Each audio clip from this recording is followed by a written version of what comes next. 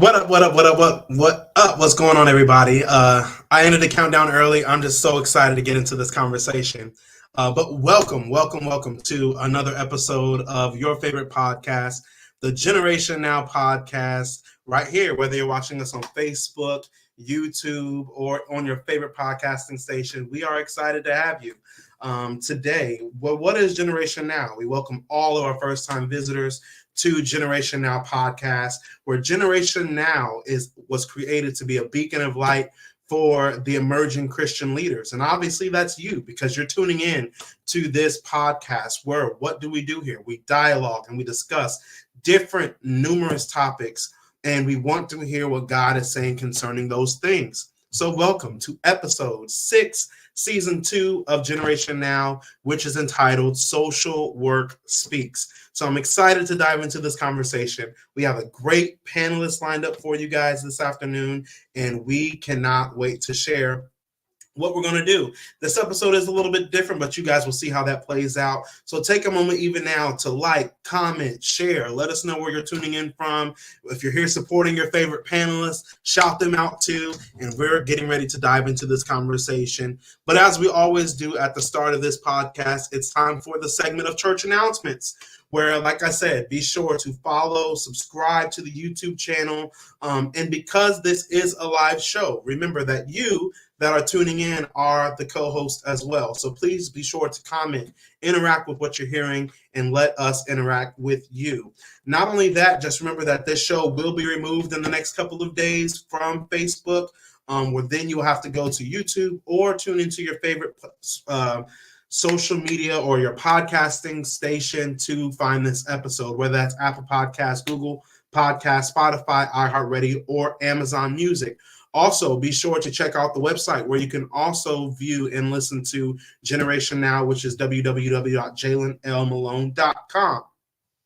But if you haven't had a chance to listen and tune into Generation Now, let me tell you a little bit about what happened last month of Generation Now, where we dialogued and we discussed an episode that was entitled March Madness, the Dangers of Unhealed Trauma. If you tune into that episode, it was crazy.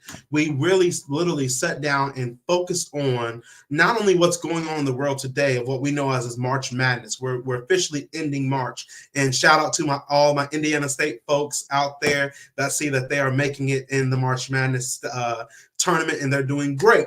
But outside of that, we talked about the basketball, what was going on with that, but also the madness in our own lives and the dangers of what happens when we don't deal with our own trauma on the inside of us. We focused on a focal character in the Bible that was known as Mephibosheth, that was found in 2 Samuel, the 4th chapter, in the 4th verse, and also in 2 Samuel, the 9th chapter as well.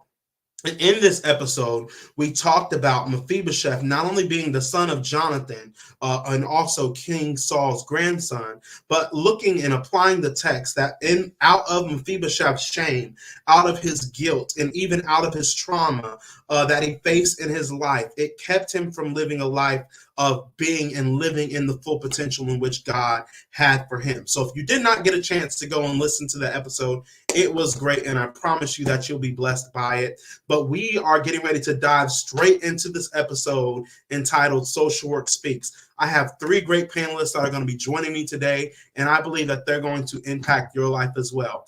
Like I said, this is going to be a little different episode. It's not really going to be focused or so focus driven on the Word of God. So we're not opening up our Bibles tonight. I promise I'm not trying to do no sermons or prophesy to you or nothing. We're just we're chilling tonight. This is a special episode that is entitled Social Work Speaks, because the month of March is Social Work Appreciation Month. So if you have not had an opportunity to shout out your favorite social worker or anybody that works in the social work profession, we want you to do that, because we're all social workers. All 4 of us that are going to be on this panel today are all social workers in some way, shape, or form and capacity. But we are ready to dive into this conversation. So let's welcome our guest now.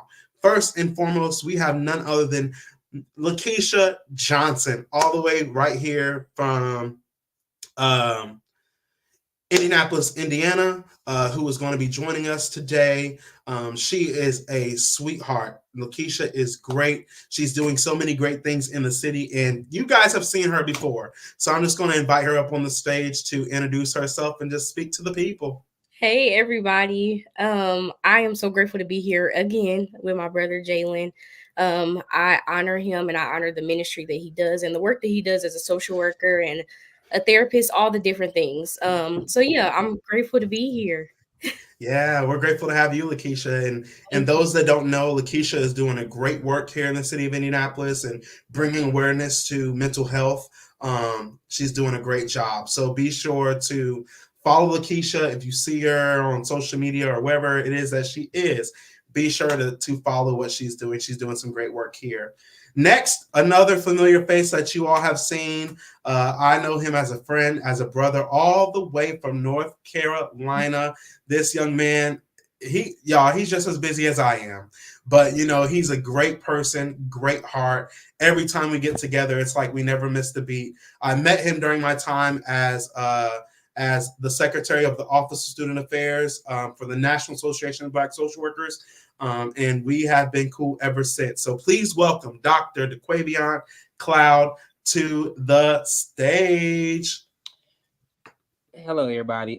So thank you, Jalen. Always great to be here. So I'm Dr. DeQuavion Cloud, or Dr. C, as everybody loves to call me. I am a social worker here in my hometown of Charlotte, North Carolina, for the local county health department. I'm just glad to be here to talk about social work from the Black male perspective because there's not that many of us in social work. So I'm just glad to be here, and I'm so glad to support my fellow Black brother. Yes, yes, yes. We're glad to have you, man, and I'm looking forward to it. Now, we have one more panelist to join us today. And listen, this person holds a special place in my heart. I met her during my time at Indiana State University. There was not many of us colored folks at Indiana State studying social work, but she was one of them. And from the moment that we met, it was dope from that time. She's such a sweetheart. She's the reason why I am a part of the National Association of Black Social Workers. She introduced me to it. She started the chapter at Indiana State University. She was my field instructor during my bachelor's degree, and she's doing some great work in the city of Terre Haute, Indiana. And so I'm so excited to have her join us today. And shout out Julie if you're watching. But none other than Nichelle Campbell is here with us. Hey guys, super grateful to be here. Very honored to be able to sit and chop it up with some pretty amazing people. So I'm excited to get it started. So happy to be here. Very blessed. Yes, yes, yes. Well, we are definitely happy to have you all as well. So let's even the playing field. There's no big I's and little U's. We're all here together. And so be sure, like I said, as we're diving into this conversation, that you all tune in and type in the chat and give us some questions. But the reason why we're here, guys, is we want to debunk some of these common misconceptions about social workers. All four of us work in social work in some way, shape, or form. The field of social work is so huge. Yeah, we'll just say that it's huge. So we're going to debunk some of those things that are currently happening and going forward. So let's just go ahead and jump straight into the conversation, and we are going to talk about the first common misconception of social work. The first common misconception of social workers is that all social workers work for the government. Let's talk about it. That one, that part. I know I don't. Let me put that out there. I know I don't. I think I think oftentimes people link working for the government and working with DCS or CPS or DCFS, depending on where you come from. I think that's the relationship that people bring out when they think of social workers and working for the government. I don't know about you, but I don't work for them. I don't plan on taking anybody kids from them. That's not within my wheelhouse. So so I mean that works for some people, and it's a job that has to be done, but that's not a job that everybody does. So it's definitely necessary in some aspect, but just not, it's just not everybody's. It's not for everybody. It's not something that all social workers do. Yeah, I agree. And I think also when people talk about social workers that work for the government, they specifically, like you said, attach it to like CPS and DCS, stuff like that. I work for the government. I work for the Veterans Hospital. So, I Yeah, mean, there's so many different things that you can do as a social worker underneath the absolutely. government. It doesn't necessarily just have to be working for DCS as well. So, and even when it comes to the title of being a social worker, I feel like people hold the title around, not realizing that yes, the bigger picture is social work, but underneath the umbrella is so many different things, right? So we all have different titles and different things like that. So For sure. Yeah, I think we hit it on the head. So this is debunked. Not all social workers work for the quote unquote government. And like Michelle said, somebody has to do that job. So there are people that work with the government, but not all of us are work for the government. I think also too, just thinking about it too, guys, thinking about this question just came to my mind, is the only thing that social workers are required to do if you have a license, if you practice social work, is we are mandated reporters. What does that mean? That means we anything that you say to us is confidential. We're not out on the street blasting your business or posting it on social media or whatever. But if you talk to a social worker about harming yourself, harming somebody else, or anything like that that will put people in danger or yourself in danger, we are mandated reporters. That's the only time in which that we will quote unquote snitch. But it's not even considered snitching. We're trying to make sure you're good. right, You know, protect you. Look we're out. trying to protect you, and that's what we do as And social that's a whole workers. nother culture. See, look, you just got into something else right there. You see what I'm saying? That's a whole nother culture, especially if we talking about Black people and the culture of snitching and Absolutely. and talking about mental health and talking about getting services when you need it. Like that's a whole nother. That's something that we talking about misconceptions and things that we need to debunk. Like that part of it too. Like I mean, because I'm with you. Like like I know the code. Like I'm from Chicago, so that's the code. You don't want to snitch, right? But at the same time, like we talking about people's lives here. We're talking Yeah. about the people's mental health. We're talking about being able to live to see another day. So when do we draw the line on when it's snitching and when it's I need to survive to make it to the next day? You know what I'm saying? So it's just like right there. That's a next level unlocked right there for me. Like Yeah. Yeah, that's it. That's it right there. And like I said, our whole purpose in the services that we provide is not to get you in any trouble. Right. We're honestly here to help. yeah. Help you in any way, shape, or form that we can. So yeah. So let's talk about misconception number 2. We've already kind of touched on it, but social workers only come to take away people's children. Let's talk about it. So I can take this one for the lead real fast. I will say, from my perspective, I used to be a CPS social worker. So when I first started out, I was a CPS social worker, and then of course I matriculated and kind of changed my career afterwards. But that conception has always been for social work, and I think it's really more of a stigmatization kind of thing, because when you're looking at the people who lose their children to CPS custody, they're predominantly Black, Mhm. right? And you got to think about it. CPS used to be a predominantly white profession, Yeah. white female profession. Mm-hmm. Black females start coming in, and then you start getting a little bit of Black male social workers coming in, white male social workers coming in. But originally, social work was a white female profession. So Yeah. those people who come into the household to monitor your children, who were taking away your children, they were white females. Yeah. So that stigmatization and the racism piece start coming to light that if there's a social worker come to your house, they come to take your kids because it has that whole culture bias behind it. Mm-hmm. As society has started to social work and society has started to change and shift over the years, I think we're starting to see that misconception is starting to be kind of fixed a little bit. Now, I always tell people the only reason that social workers are going to take your kids is if it's with CPS, and even then, there's a process with that as well, Mhm. because Absolutely.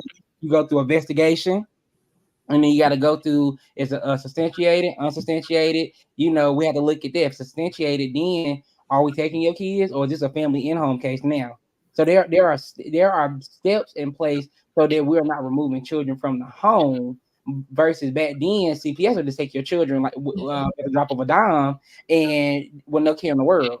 Yeah. But now that cultural shift has changed because we've seen that it's more detrimental to remove a child from the home Mhm. than it was versus keeping them in the home because we were seeing more issues. So that's just from my perspective that is a big misconception. Again, even though I have taken children in my earlier career, I can tell you I can name all my kids I taken, but it was for extreme circumstances where the safety was at risk, and that's the reason why I had to take those children. Other than that, I don't like to take kids. Yeah. Yeah, that's good. Yeah. I think ultimately, like within the scope of social work, while there's so many positive things that we do, there's a lot of hard things that we have to do and tough decisions that we have to make that doesn't always feel good for us. Um, Mhm. but somebody got to do it, right? Somebody got to care about somebody else's well-being. So if we have to be labeled as the bad profession or the profession that takes people's kids, different things like that, we can be labeled at that, but as that. But at the end of the day, we just trying to make sure y'all good. Dr. C, you hit so many points. Yeah. I wish I had a piece of paper because I needed to jot down some notes because you hit so many things like the systemic racism within the system, like that part, Yeah. like, okay, period. Because that part, like people don't understand that is so entrenched in the culture of DCS or okay, in Indiana, right? It's called DCS. So like it was so entrenched in that culture that it's so hard to dismantle that. So that is a problem within itself that people don't understand. So there's so much stigma that is attached to that. So that's one part, right? But then the second part of that is the goal is always to reunification or to keep that family together as much as possible. So, but you can't do that when you don't understand culture, right? When you're not culturally competent and you don't understand what other people's cultures are, then you can't adequately service that family. You can't, you know what I'm saying, provide them with the essential tools that they need to be successful. And poor don't mean you don't take care of your kids. Right. You see what I'm saying? So like just because you're poor, that doesn't mean that you are not a good parent. Doesn't mean that you can't take care of your kids. So like I think there's so many levels to what constitutes a good parent versus a bad parent in a good situation versus a bad situation. So I think you hit so many like really, really good points. And let me just say, I just gotta say thank you, Jalen, for this platform because like I crave intellectual conversations like this often. Yeah. And I often with Black people, and I often don't get that opportunity in the space that I live Yeah. at. Yeah. And so I just want to say thank you one more time because I don't get to have these conversations often. And I think this is just amazing. So yeah. Oh, well, it's all glory to God. It's none of my Yeah. own. Like I said, hey, that's how this conversation came about. But yeah, I'm just the vessel that He uses. But thanks again for you guys for providing your input. I just opened the door. Y'all just walk through it. Yeah, but but back to it. You guys hit it right on the nose. And in the last one, I forgot to give the stat, but it's all good. But let's give the stat for this one. I think we've already debunked this one. We're not there to take your kids, right? The statistics say only about 1/4 of all child welfare cases are actually handled by a professional social worker. The social workers focus, the thing that they're driven to is, like Dr. DeQuavion said, is to help keep the family unit together and not tear it apart. And what do we as social workers do? We provide the necessary therapy, we provide the necessary education, the supervision, and the resources necessary in order to make this happen. Yeah. So even if it is just for a moment, you know what I'm saying? I got to take your kids for 2 weeks for you to come back with a positive, or not a positive, but a negative screening for whatever drug that you've been abusing, or you ain't got no food in the house. I'm gonna give you a week to go fill your pantry, and you know what I'm saying? Because at the end of the day, like we all know of what's known as Maslow's hierarchy of needs, what are the essential needs of the people? And when DCS, CPS, DCFS, whatever you call it, come in, they're looking for those needs. Do they have food? Are they being supported emotionally? The basic needs, and that could even be a cot. You know what I'm saying? But hey, that's another story for another time. But we are looking to keep that family unit together and to provide what is needed in order to make that happen. Anything else on that misconception before we move on to the next one? No. All right. Well, misconception number 3, and this is the last one. But misconception number 3 is social service employees, caseworkers, and volunteers are social workers. This burns me up, y'all. I'm not even Yeah. gonna hold you. It burns me up because I feel like people do not acknowledge everything that we've had to do to become a social worker, from our bachelor's degree to the internships in our bachelor's program to applying to the master's program, getting in the master's program, and then having to do another internship in the master's program, studying for these licensure exams that is almost impossible to pass. You don't even know what's going to be on the test. Like, I feel like people do not acknowledge all of the work that it goes into to become a social worker, because at the end of the day, we are trained professionals, right? And I think that even when it comes to the broadness of all the different things that we've had to do to obtain our degrees and our license, that also speaks to the broadness of what we do. There's so many different dynamics and aspects to social work. So it's difficult to just narrow it down to like one specific study or one specific thing. So they want us to have the knowledge of all of these different areas, meaning that we're being pulled in so many different areas. So yeah, society got to do better, y'all, because it stresses me. And I'm gonna tell you, and I fully agree with Keisha. Let me tell you why. When I worked for CPS, all you needed was a human services degree. You didn't need to be a social worker. So as long as you had a human services degree, your title was senior social worker 3. Same title as mine. No license needed, right? You need your license because it's just CPS. You ain't need your license. You just needed a human. They opened it up because we were down so many social workers. And social workers weren't applying.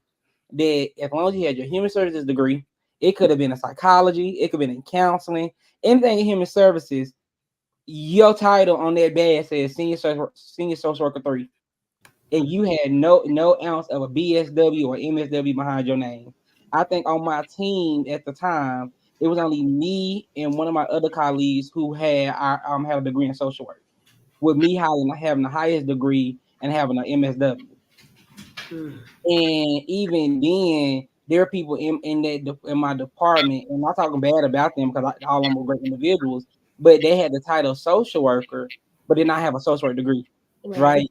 And I'm sitting there with an LCSWA and 2 degrees, a BSW, MSW from a board from the Council of Social Work have approved, and y'all get the same title as me, same pay and everything. Ain't nothing different up in there. Like, please stop playing in my face. Right. Exactly. Right. Because what? Because look, you can't go into a hospital and be like, yeah, I'm a doctor.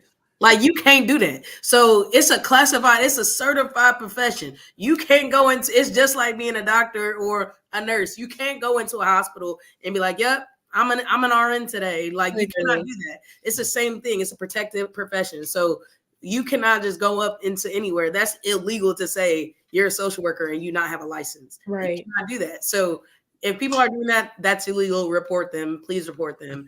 Anybody in the comments, report them. I'm reporting them, period. I worked too hard for this.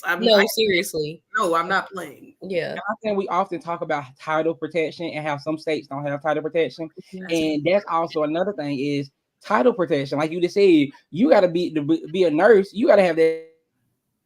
I'm an LPN, I'm an RN, I'm an FNP, right? I'm a doctor, I'm an MD in this. But for social work, certain states don't have license title protection. So they just out here, I'm a social worker. Baby, your degree was in counseling. Baby. You got an interdisciplinary studies degree. And what was your focus area? Even what was your focus? Child and family development.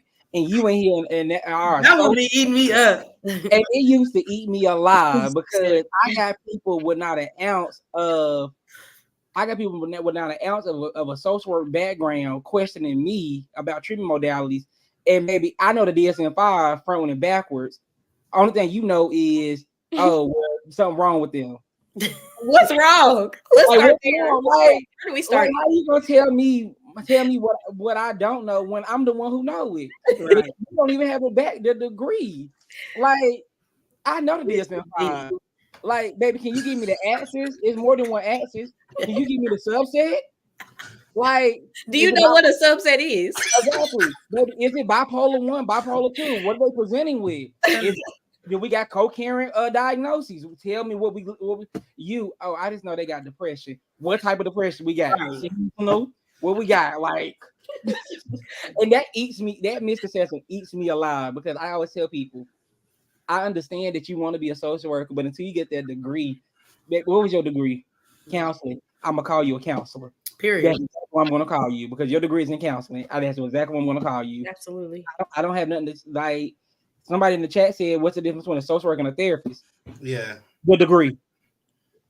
The degree. The degree and the license. focus area too. Because Yeah. like for me, I got my master's in social work, but my focus area was mental health and addictions. Mm-hmm. So again, it kind of just goes back to the fact that social work is a super broad term, Right. and we have all these different focus areas that are underneath it. Whereas when it comes to people who have degrees in like psychology or counseling, that's just one big thing. Like there's not necessarily something that you can specifically focus on. Exactly. Mm-hmm. And because hey Nicole, by the way, but social workers can be therapists. That's the gag, right? So like just like you said, like Lakeisha said, social workers can be therapists. So that's why social workers are so dope, because they could do so many things. Like when you lock yourself down to being a psychologist, then oh hey Amber, dang, these people from the hood. This from people from the hood. That's crazy. From the hood too. Anyway, but when you lock yourself down to being, a psychologist, then like you can't do everything that a social worker can do. So yeah, I just Absolutely. social workers be there. Yeah, there you go. Boom. Yeah. And even what you just said was literally the perfect point. And it's the situation that I'm in right now, because I work at the Veterans Hospital, but I'm a therapist and I do solution focused brief therapy. And my office is in the primary care clinic. So y'all know now, like they've put therapists in these primary care clinics so that we can kind of address some of those immediate mental health concerns. But out of all of the 10 people on my team, we're all located in 10 different clinics. There's only 2 of us that are clinical social workers, and the rest of them are psychologists. And they sometimes don't really know how to address certain things. And I've even noticed that when it comes to different situations, they'll come and ask us for our advice, because they can only look at it from a psychology perspective, right? Whereas to social work is a more broader term, so we can look at all aspects, all dimensions of everything that's going on. So yeah, it's just And that's they- because the therapists and psychologists, they're looking at the person mentally, where social workers, we look at the whole person. yeah, holistically. Mhm. Yeah, like we look at the whole person, mentally, physically, spiritually, emotionally. Absolutely. Everybody, psychology and therapists, they just look at what's going on here. Hmm. So yeah, no, that misconception burns me alive every day. Yeah, y'all listen, y'all hit it straight on the edge. And if I was to kind of condense everything that we said, the reason why this is false is because, according to statistics, a social worker is a trained professional who holds a bachelor's, master's, or doctorate degree in social work, and also holds a license according to the state in which they practice. These licenses are regulated and they hold specific regulations such as CEUs. I know y'all be tired of them things. And they're expensive. And they're expensive, that we have to uphold and continue to practice in order to have a license. So yes, and I think that was a great question brought by Nicole, and I think you all hit it. The difference between a therapist and a social worker is a therapist is only they're gonna talk you to death, and they're only gonna focus on, like we said, what's going on in your mental. Okay. A social worker is going to come in your life. They're going to talk about and help you with your mental, but they're also going to talk about what's going on at home. What is your social like outside of that, and everything that involves that is also playing into what is causing you to go crazy in your mind. Mhm. And that's the difference. So yeah, great questions. Great question. So now, if there's nothing to add to that last misconception, and I'm going to go back to the first misconception about all social workers work for the government. Just to put that stat out there, it is statistically proven that less than 3% of all professional social workers actually work for the government. Debunk. So all three of those misconceptions are debunked. So now is the Q&A section. So we have, let's see, we got about 20 minutes to answer questions. So those of you who are watching live, please comment, tell us your questions so that we can get to them. But to start off, let's pick one. I kind of want to do these in different order now. So let's do we already kind of talked about that one. So let's do this one first. What are some daily challenges that a social worker may face? What makes this job so hard? Mm. I think I'll be honest. I think it depends on what you're doing as a social worker. I Yeah. really do. So for instance, for me, I work in HIV STI outreach, right, in the community. And so I think some of the daily challenges that I may face is just the fear of wanting to get tested, wanting to be, wanting to have those conversations, because for some odd reason, we still treat sex as a taboo topic or conversation. And a lot of people, when they speak to me, they're very uncomfortable about talking about their sex life, their sexual history. And it's having to have those tough conversations, or having to get somebody a positive HIV test results, or having to have a positive STI result. And I think sometimes what happens is that people, it creates this fear, because Black people are already afraid of going to the doctor. You know, it's all been that stigmatization, right? And so for what I do, it's medical in the sense. So it's already that fear of getting African Americans to kind of come and get tested, because it's that fear. And I could tell you, throughout my whole 2 years of being in this position, that I have seen more Caucasian men and female and Black women in the clinics than I have seen Black men. Mm, And I think that's some of the challenges, and also the respect as well, because a lot of people don't respect social workers. absolutely. And I think it also depends on where you're working at or what department. But even from my time working in CPS, working for in juvenile corrections, and then what I do now, yeah, I don't did a lot. So yeah, my resume is just too long even for me. Um, even then, I've seen how people, when I say I'm a social worker and I know what I'm talking about, people look at me sideways and they second guess my opinion. And I have to always be like, okay, babe. And then I got to pull out the DSM-5 and show them, well, you show me when my diagnosis is incorrect, and then I let it go. And can nobody ever show me that my diagnosis is incorrect? So I don't got nothing else to say. That's my mic drop. Yeah, I think going back to what you were saying, I think one of the toughest things that I've noticed is that while we're in the process of advocating for other people, we're also advocating for ourselves and for our profession. Simply because the stigma and the stereotype that has been placed on social workers for so long has been something so negative. So when someone hears that you are a social worker, it's like they immediately kind of shut down your perspective, not realizing that you have the back knowledge of everything. Um, and I'm grateful because of the position that I'm in. The VA, they support social workers like so much, so much. And the VA has included social workers into things for like so many years. They're like the highest paid people. Like it's just amazing. So I'm grateful for where I'm at, but also with me working in a primary care clinic and having to do collaborative care and working alongside these physicians and these nurses and different things like that, sometimes they can put those stigmas on social workers as well and not even realizing it. And even with me being a therapist there, regardless of what your title is, they still see you as a social worker, right? Regardless of what type of work you're doing, they still see you as a social worker. And I think even also when we are working with our clients, working with the people that we are servicing, because of the stereotype that has been placed on social workers within society, they themselves are hesitant to sometimes even take our help. And they're like second guessing it. Like I had somebody the other day ask me, now what's your position? What's your title? What did you get your degree in? Like asking me all these questions, and I don't mind telling you because I mean you're coming to me for a reason because you need help, right? Your mental health is being affected, so you need the help. So I don't mind answering the questions, but in my defense, it's like if I was to tell you that I was a psychologist, would you ask me these same questions? If I was to tell you I was a psychiatrist, would you ask me these same questions?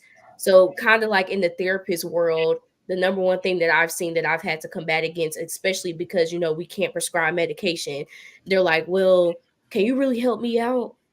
Well, I'm not trying to be your pill pusher. I'm trying to, I'm trying to help you for real. Like I'm trying to get to the root cause of what you got going on. So yeah. Yeah, I feel that. I feel like for me, it's I don't know. I'm working against being Black and being a social worker in the space that I'm in.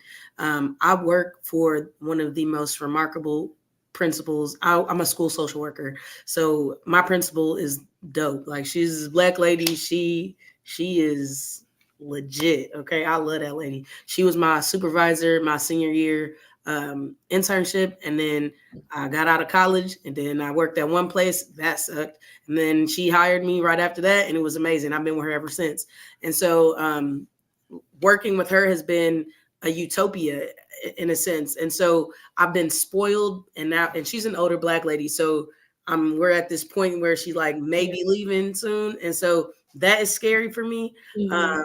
But navigating, and she's been gone a majority of this year for some other reasons, but navigating this space where like there is no protection for me because she would be taking these hits, and like now I'm just taking the hits, and so like feeling like a nobody in this space is crazy, and these people don't care.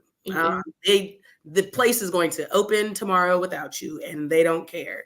And she really values social workers, but the school district historically has not.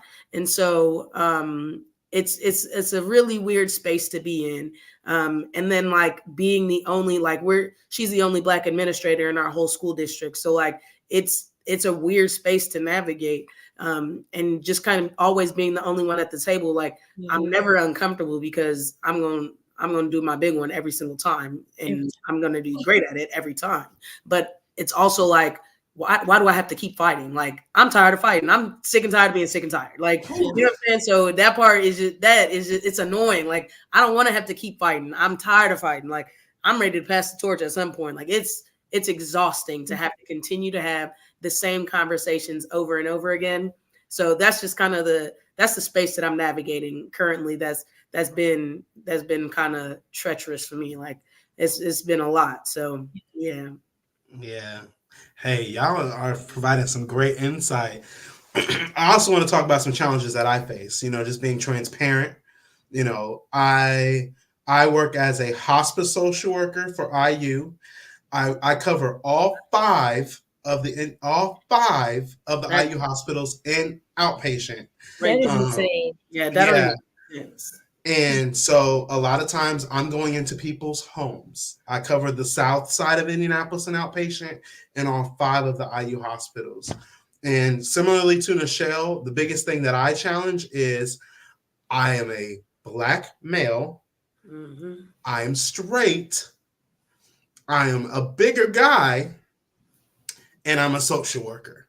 So, and then I'm going into people's houses. Yeah. And so they're like, what is it? Y'all, you trying to steal from me? Right. What you knocking on my door for? Why you coming? You know, and in my tenure as being a social worker, I can say that there has been a particular job that I did leave because one day I went into somebody's home and they threatened to shoot me because they didn't know I was Black. Wow. Yeah, I knocked on their door and they said, "Come in." I went into their home. They saw I was Black and freaked out. And they threatened to shoot me unless I got out. So I think that me as being a Black, bigger guy, straight, male social worker has its own set of challenges. Mm-hmm. But let's also talk about this. I'm also a behavioral consultant or a therapist too on the side for the state. And I work with kids a lot. And the biggest thing that I run into is you don't have no kids. You can't tell me how to raise my kids. Tell me. Right. You know, And that- you're half my age. How are you going to tell me how to Ages run my is house? real. Ages. I tell them, I'm not trying to tell you how to run your house. I'm not trying to tell you how to raise your kids. But based on my profession, my degree, and what I've learned, and what I'm seeing exemplified, the behaviors that I'm seeing your child exemplify, I can tell you how to fix it. Yeah. But if you don't want the help, peace. You know what I'm saying? Y'all, And the I'll age leave be you. killing me. Age is crazy. Oh my goodness, y'all. That will get me at the edge of my seat too. Y'all, with Telling me you. working with veterans, I see so many like older men all Yeah. the time. I have had so many people come in my office. How can you help me? You look like you 16. You need something. Were Look, you even born? Were you even alive for this? Look, I got this 92 on my chest. What's that 92 for? That's when I was born. You're a baby. Like, sit down somewhere. It gets me every time. Oh my gosh. oh my Every goodness. time. It gets me. Gets me. Mm. I be having to So touch the chain in. Like, come on, calm down. yeah, it can be rough as social workers.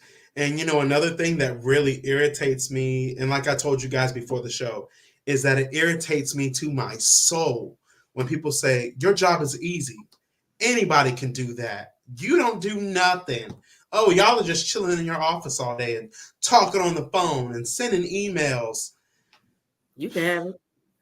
Yeah. Look, you on my computer? Hello? You got access to my email. You can have it. Notes. Let's start there. I'm Oh, gonna Have let you you finish these notes. Like, have you Y'all been want- shot if at you before? want the meltdowns, you can have it. You can go ahead and take it if you want. Like, have you been shot at before? Have you ever had a juvenile threaten to fight you? No, actually, have you ever been hit by a car? Like, Might be a parents trying to danger. fight Okay. you? Have you ever had a Like, come on. Have you ever had a parent threaten to fight you? I mean, Parents trying to shoot you. It's Yeah. come on. It's whatever, guys. It's like whatever you want. yeah, we got plenty of things. Yeah, it's Whatever easy. you like, take your pick. Take your pick. You ever had a client destroy a room because they don't like their diagnosis? I mean, baby, Y'all. choose. I done had a client spit at me and everything. Come on. I just I don't been shot at. look I don't been like on threatened. the line, okay? I've been chased by a dog. Oh yeah, them Yet dogs. You're Don't get- still here. I don't had a pig eat my shoe. I mean, Look, you done took it all the way to North Carolina. Who are you working for? Yeah, see, when I work, let me tell you, when I worked for my CPS, I went to a family's house and we asked them, y'all got pets? They was like, oh no, we just got a dog. Okay, I walk in the house. they had a pig. They Crazy. had a pig too, and all I heard was something say "oink," and some came around a corner, and I jumped up, I heard someone say oink. and I'm wearing loafers this day because I was fresh out of grad school, so I'm over there looking fresh. You thought everything was sweet. I should have went in there looking like I was broke and raggedy. That kid got my good shoe and started licking on it. This me walking out with my shoe and a sock on, and like, yeah, they was like, "You want a trash bag for that?" Man, I'm just gonna go wash it. I'm always telling my supervisor like, "Yo, I just got licked by a pig." He like, "Huh?" Pig is crazy though. I'm sending you pictures now. He was like, "They got a pig." A pig is Pig is insane. Hey, Oh I'm my gonna keep God. my stories because a pig is crazy. Yeah. I am Pig, tickled to my core. I am pig, sorry. scary. I met a few animals. Somebody had a monkey one time. Jesus. CPS was used to be on CPS to give you some stories. If you to give you some stories. Oh I'm my straight God. on that one. No I shame. am tickled to my core. My God. Yeah, but no, our job is not easy. I mean, It's just I may be laughing about it, but there have been plenty of traumatic Gotta stuff. laugh. Yeah, you gotta laugh. I mean, when I worked in DC, I worked in Ward 8, one of the worst wards. I mean, we had a drive-by shooting, and all my kids, are scared. I worked at all girls charter school. I went outside, and then another day I went outside. They had stripped the convenience store owner's car of everything. That thing was on cinder blocks in the middle of the day. because he had pissed off the local gangs in the area. Kids are afraid to to walk out without an adult being there. So Yeah. Our job's not easy because we take on a lot of trauma, and we have to learn how to kind of get rid of that trauma. So we have to laugh to keep from crying, because I could tell you plenty of stories, because I don't work in so many different fields of social work. Yep. It's like I don't see the homelessness, I don't see the bed bugs, I don't see the roaches, all of I it, don't see the sexual abuse, the physical all abuse. of it. I don't see it all. Yeah. So if I don't laugh sometimes or talk about the funny moments, only thing I'm gonna have is the bad moments, and those are gonna make me depressed, and that's not what you want. Yeah. And that's so crazy. Talking about that, taking on that trauma, that is so real, because secondhand trauma is so real. Like, taking on that secondhand trauma is crazy. And I didn't realize that I was taking that stuff when I even realized it. But like, you feel that stuff in your body, like you really do feel it. And so my word of advice to people out in the world is to make sure that you're taking care of yourself, because that secondhand trauma could hit you out of nowhere and you really don't know that it's happening. Because I listen to a lot of stories I work with middle schoolers, and I hear stuff every day, all day long. More things that I care to admit to say right now. But y'all, I'm telling you, you gotta take care of yourself. Yeah. I think even because my first job out of my BSW program was me working at a homeless shelter.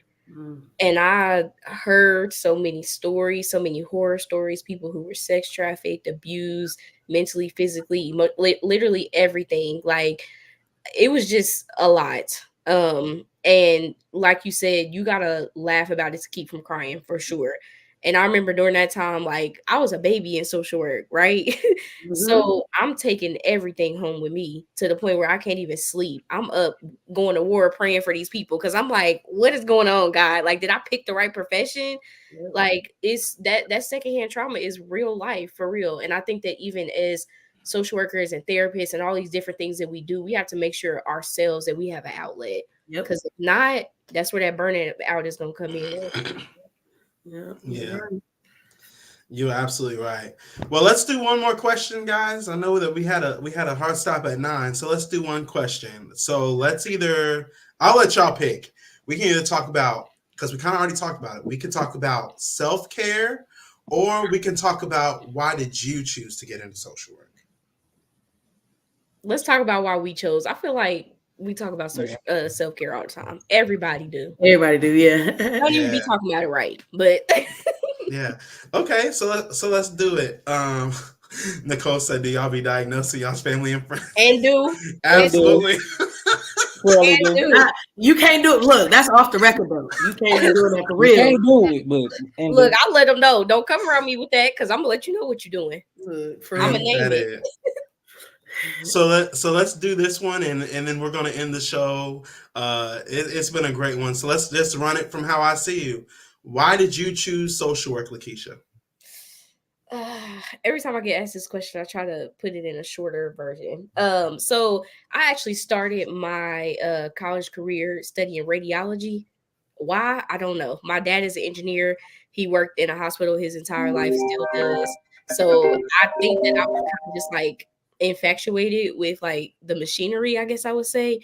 But yeah, I got into radiology, y'all. Anatomy got me up out of there. I said, absolutely not. I'm not doing this. But around that time, my 2 older sisters, they had moved out of town. They were in school and stuff like that. But I was home still with my parents, and my grandmother, she had Alzheimer's for 10 years, ended up moving in with us. So me, my mom, and my dad became her primary caregivers. And through that process, it kind of just taught me a lot. People don't necessarily talk a lot about when people experience Alzheimer's, they also experience signs and symptoms of psychosis. So during that time, all of it kind of just became very like interesting and intriguing to me. And then my grandmother ended up passing away. I was kind of just like up in the air with what I wanted to do. They had like a little career fair on campus. I ended up getting connected to this little group grief organization called Brooks Place for Grieving Children, which is amazing. became a grief facilitator there. And then, like I say all the time, when it comes to social workers and therapists, I feel like these are not professions, these are callings. So after just spending time in prayer and then seeing how God was using me in ministry and church and stuff and community work as well, I'm like, yeah, I think I can do this. So that's kind of how I got into it. And then, of course, once I got to my master's program, I feel like all social workers and therapists, we go through our own thing first, our own mental health issues first.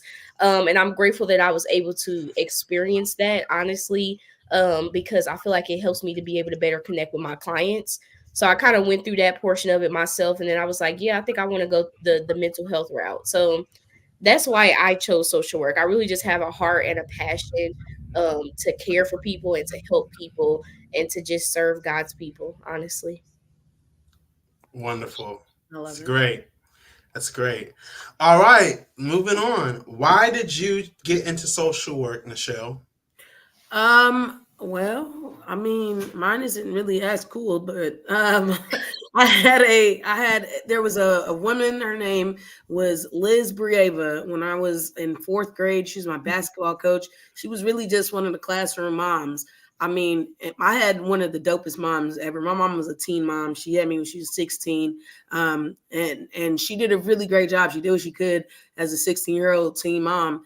And Miss Brieva was, oh, she was an older mom, but she was everything that exemplified, like I would identify as a social worker. Like she Mhm. just took care of people. Like she was just a light in the community. She would make food for people when they needed it. She would, check on people when they needed it. She just was always there to help when people needed help.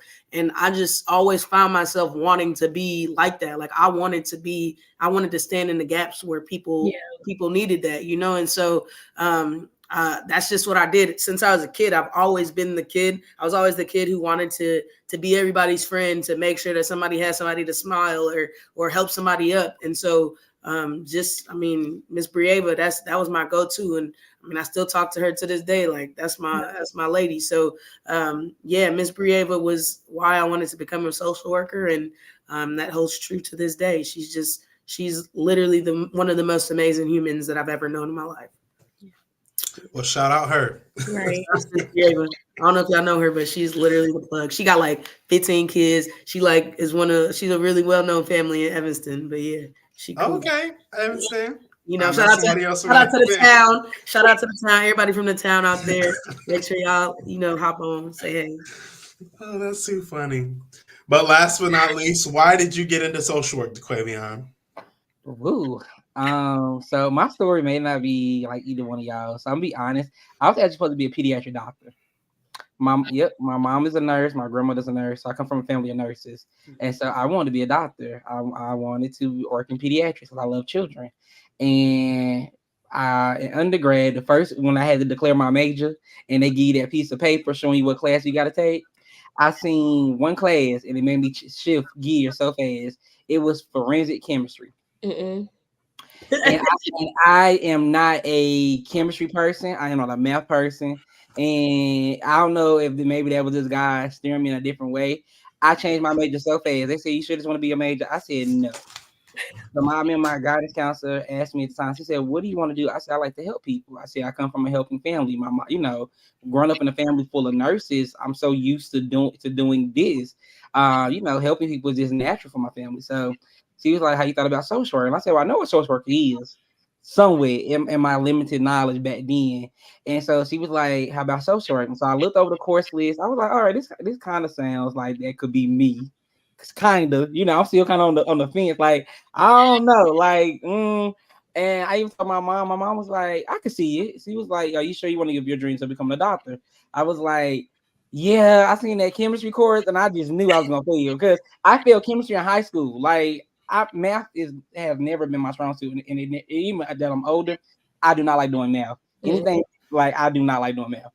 And so, started my social work career at North Carolina Central University. Shout out to the Eagles, and fell in love. I mean, from day one of being in the program, there's not that many black men, and so I was like, I call myself a unicorn in the department because it was only about 5 of us in my department, and so it was just interesting the opportunities that were afforded to me and seeing how well that I was able to kind of include what I learned from my mom, my grandmother from nursing and stuff, and put it into what I do as a social worker. Yeah. And that kind of pivoted my life moving forward. And I always tell people, God kind of has a funny way of showing you things, because I became a doctor, just not the type of doctor that I thought I wanted to be. But I wanted to be a pediatric doctor. I became a doctor of social work.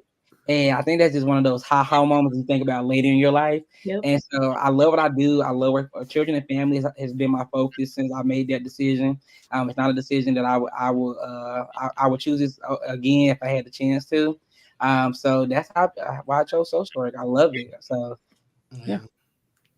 That's so Yeah, dope. that's dope. And for me, just to keep it short and simple, without getting into too many details, the reason why I chose social work is because when I was in high school, I believed, and you couldn't tell me without a shadow of a doubt, that I was not going to be a superstar. I wanted to go to school for the arts, singing, dancing, acting. I did it all. And I've traveled the world singing, dancing, and acting, even still to this day.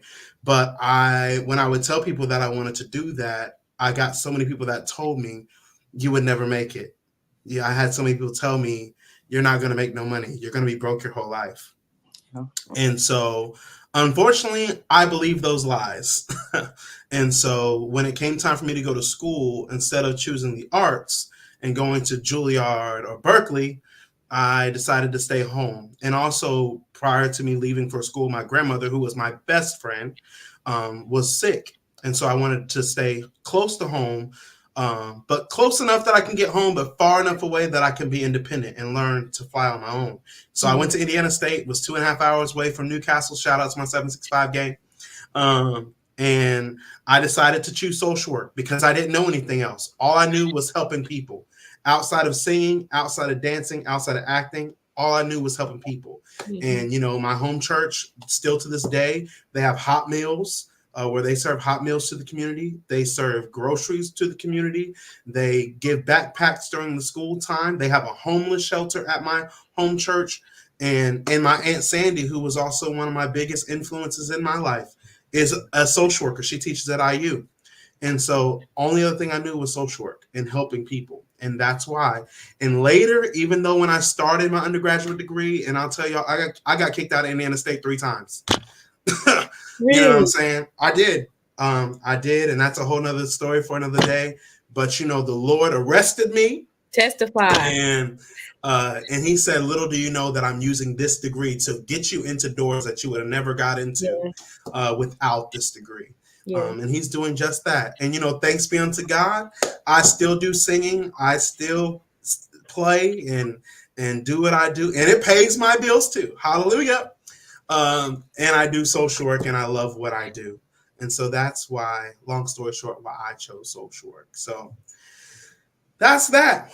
Well, it is 9:00 on the dot. Come on, guys.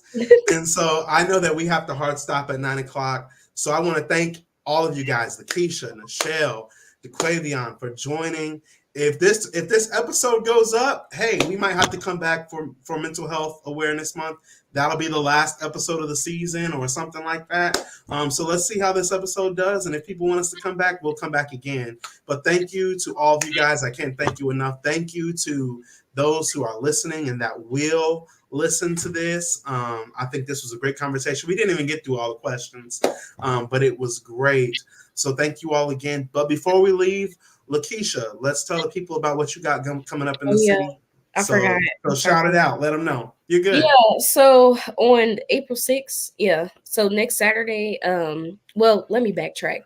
I, aside from my day-to-day job that I do as a therapist, I also do a lot of work within my community as far as creating events to educate people on the stigmas related to mental health and just helping them get connected to resources and different things like that. I also go into churches and educate congregations about the importance of mental health and their spirituality and how they connect and different things like that. So the next event that I will be speaking at is on April 6th at Mount Pisgah Missionary Baptist Church.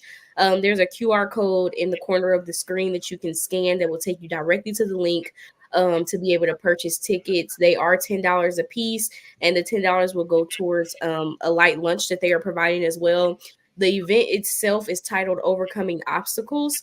And I will be talking specifically about mental health awareness and stigmas related to it, different tips about mental health that you can do every single day to kind of help you just upkeep your mental health. So that's what I have coming up. Yeah. Well, that concludes our episode. Thank you all once again. I hope you all enjoyed your time on the podcast, and now you guys kind of see what's going on. I know usually to those that are going to watch this later that we're talking about the Bible and we talk about what Jesus is saying, and we're getting into the third heaven, but that's not today. I wanted to be myself. I wanted to show you guys what I do on my everyday outside of the ministry and give you guys something good. And so thank you to my panelists again. We may have to come back and do this again for a part 2, but nothing but love on my end. If there's anything I can do to help you, let me know. And to all my listeners, I see Julie in the comments. Hey, Julie. I know it's been a while. But yeah, I love you guys from the bottom of my heart, and we will see you all next time. Thank you guys for tuning in. We'll see you later. Bye, Thank y'all. you guys.